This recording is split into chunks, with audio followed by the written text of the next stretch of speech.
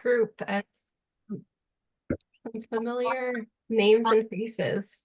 My name is Lindsay Duvall. I use she, her pronouns, and I am an organizer with the National Low Income Housing Coalition. I've got a few slides to help me kind of give you a state of play. I know a lot of the Mass Union focus is on the state level, but you are members of our national coalition and hope that we can encourage you to get more active at the federal level, especially given what we anticipate and have already seen this year.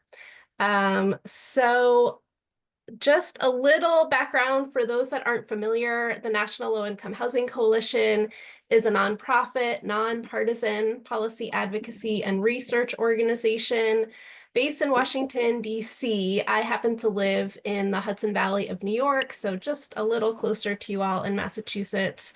This is our mission statement, and I always highlight that our focus is on people with the lowest incomes. And so all of the policy priorities we advocate for are targeting that population because we know through our research that this is who has the greatest needs and the fewest options in terms of affordable, accessible housing.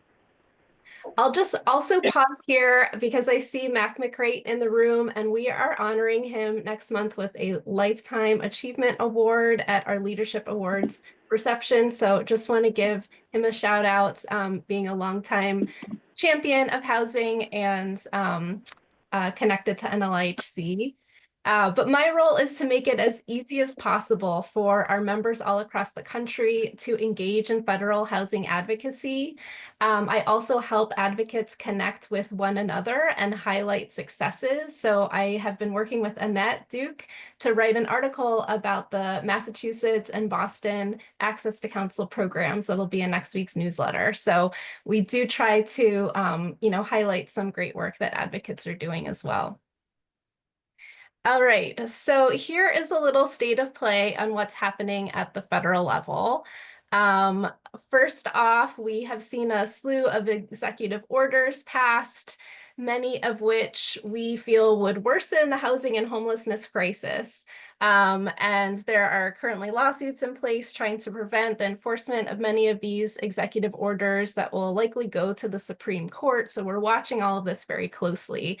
But just to summarize, some of the orders, based on our analysis, would undermine efforts to address historic and ongoing systemic racism that we see throughout the housing system, prevents HUD from hiring essential staff and it's kind of slowing implementation of programs down, could lead to harassment, discrimination, and unsheltered homelessness for people within the LGBTQ+ community, which puts their lives at risk. Could undermine local government's ability to address housing needs by withholding funding. We saw, threat to freeze all federal financial assistance last week. So those are, some of the potential threats that we see coming this year, as well as denying immigrant households, including US citizens, the safety they need and deterring them from seeking lawful assistance that they are eligible for when they need it most. That's just a little bit about executive orders that we've seen and their potential impacts on housing and homelessness.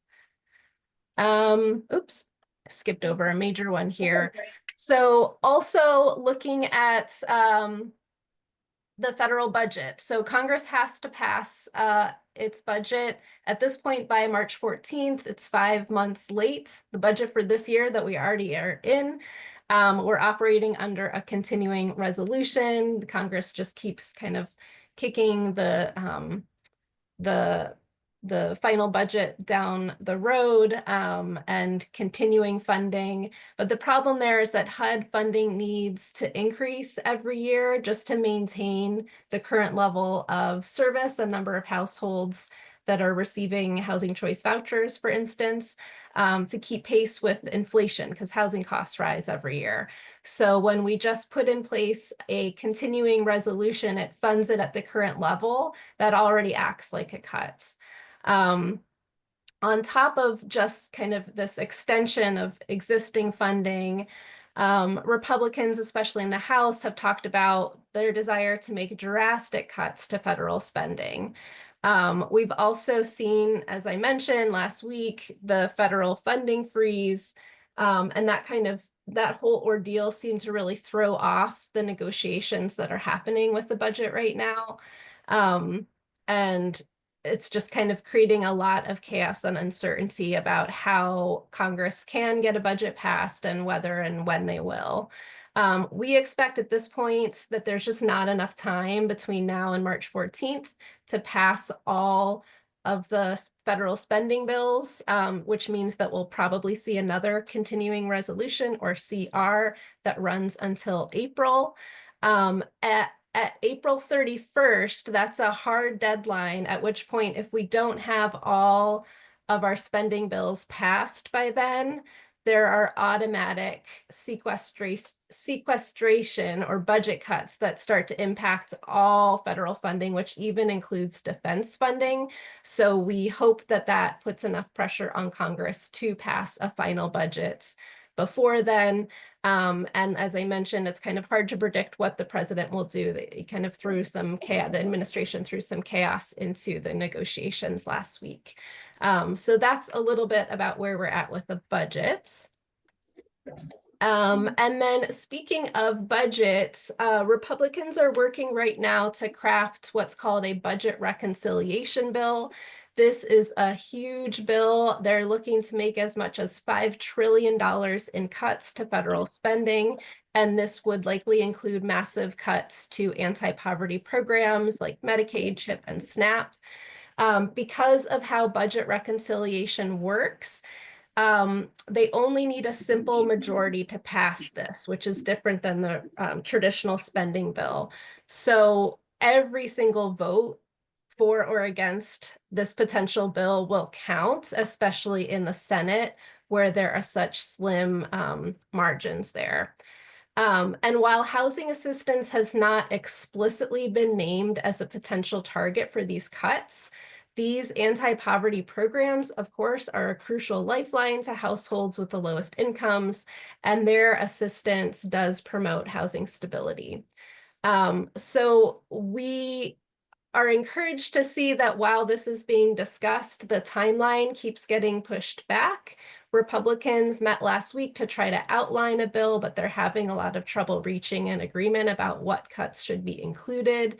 I think the advocacy that came from the federal funding freeze threats kind of brought to light how many people are relying on these programs all throughout the country and how organized they are to push back against any threats to them.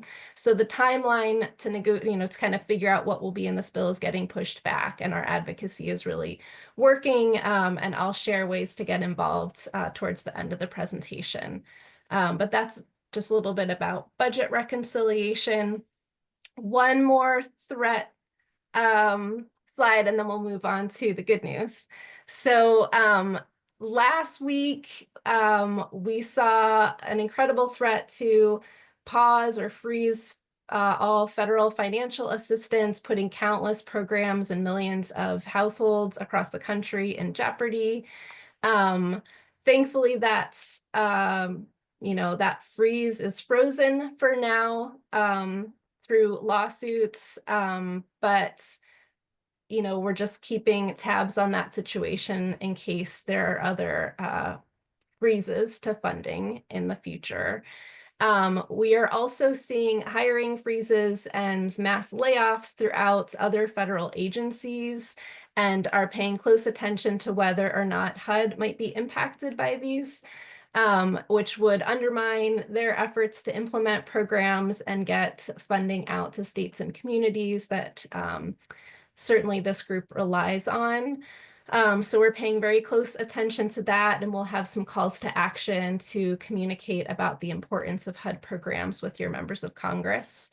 Republicans have in the past and likely will try again to increase rents for HUD households, to impose ineffective and rigid work requirements on HUD households or people receiving federal housing assistance, as well as placing time limits on those housing benefits. We've seen this come up in legislation in the past, and we do expect to see it again. So we want people to be prepared and ready to take action to push back on any harmful policies that would essentially take housing assistance away from people.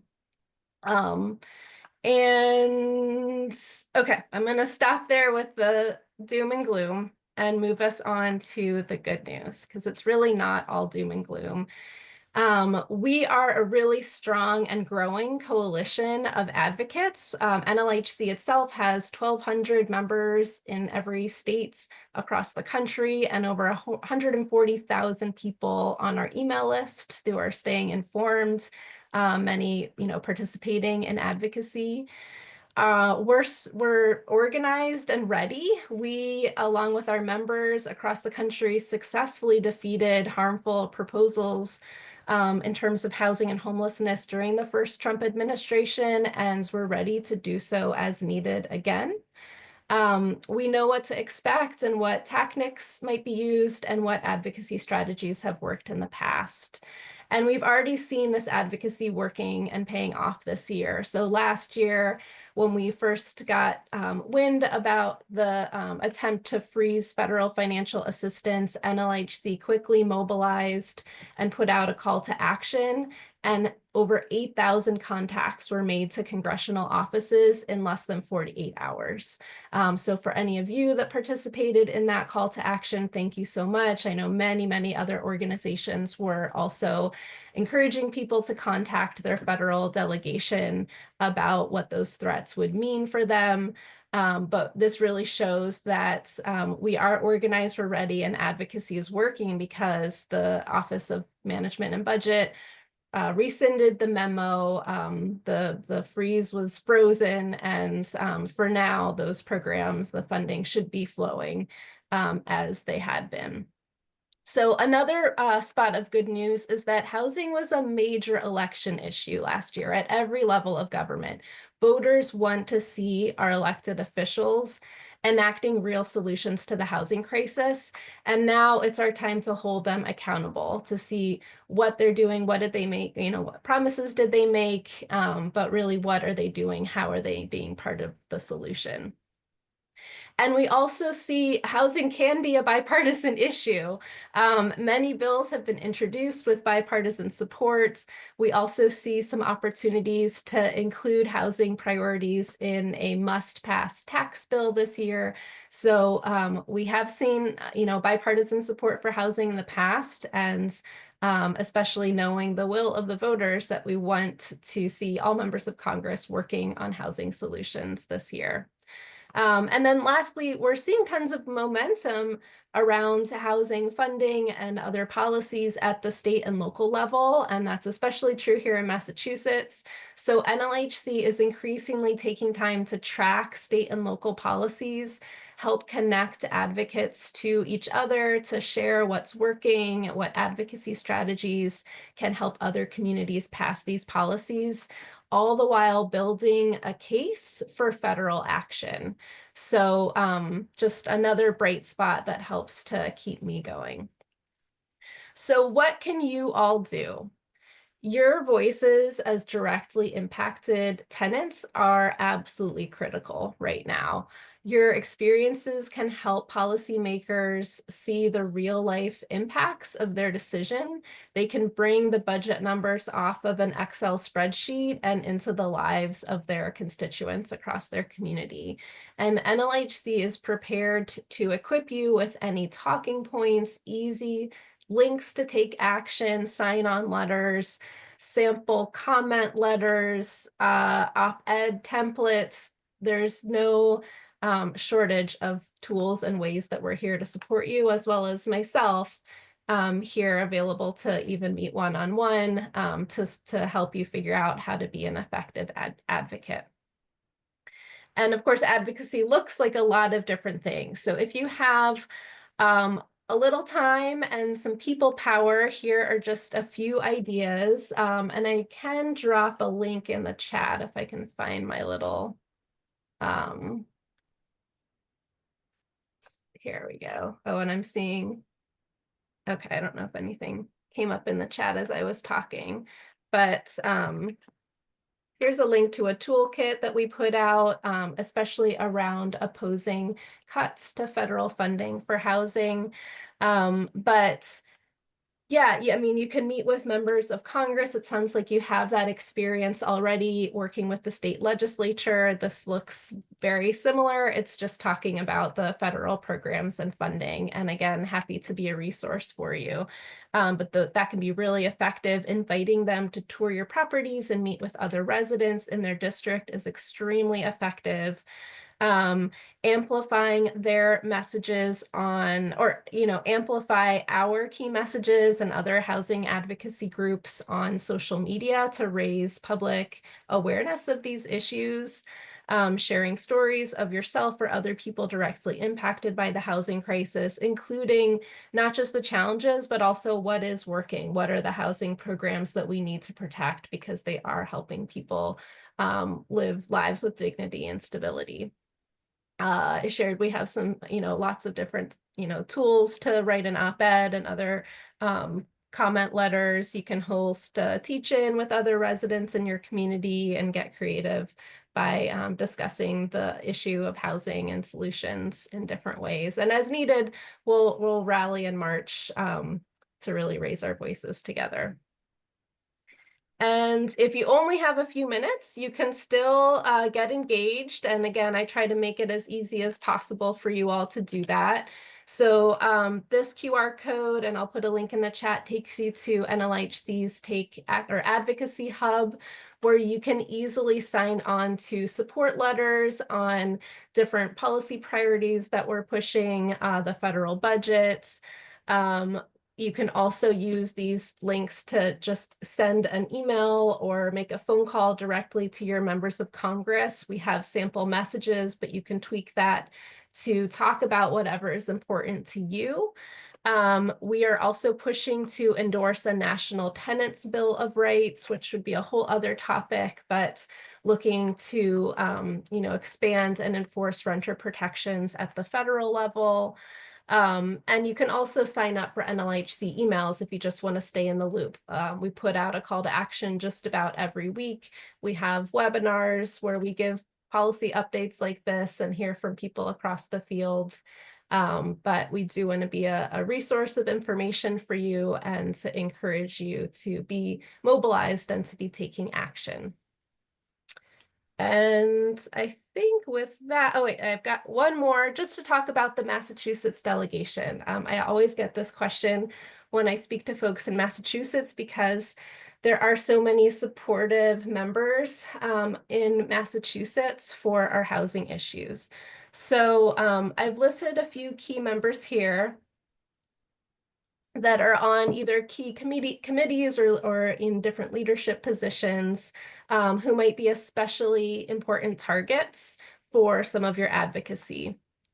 Senator Warren definitely is a housing champion, has introduced many different pieces of legislation that NLIHC endorses and is now the ranking member on the Senate Banking Committee and also on the Senate Finance Committee. So really in a key leadership position, it's important that she hears from you. Although she has been very supportive, just knowing that she is in a position of influence is good to know. And then Senator Markey right now is working to create a bill that would create a national board for tenants to address the power imbalance between landlords and tenants. So I don't know if that's something that Mass Union has been working on with his office, but I'm definitely going to work, and I can do that with you, Sarah, to connect you with staffers in his office to weigh in about that draft as it comes together.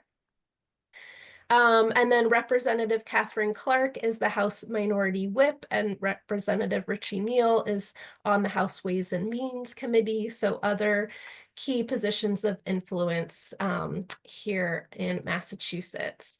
So like I said, there's always more people can do to really truly be housing champions.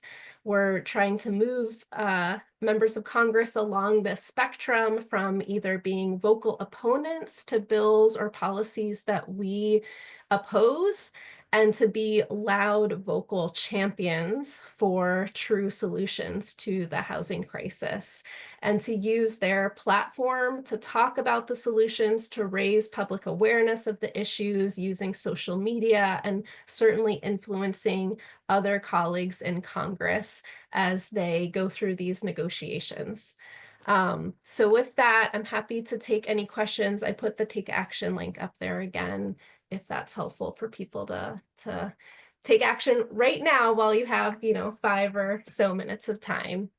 And yeah, happy to do my best to answer questions. I guess I'll qualify that with I'm not the deep policy expert on the team. I'm in more of an outreach and engagement position. So if you don't, if I can't answer anything here today, I can get back to you with more specifics. All right. Thank you so much, Lindsay. I'm going to stop recording.